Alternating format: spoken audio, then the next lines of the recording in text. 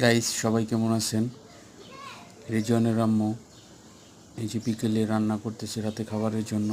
আজকে রেজওয়ানের আম্মুর রান্নার মেনুতে ছিল লইট্টা মাছের তরকারি আর পেঁপে দিয়ে ডিমের ঝোল।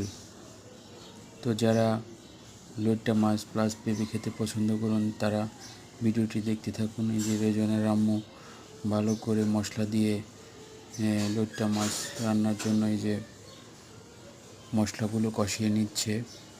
এরপর বিভিন্ন যে মশলা অ্যাড করতেছে, আদা প্লাস রসুন বাটা, তারপর একটু যে নেড়ে চেড়ে নিচ্ছে।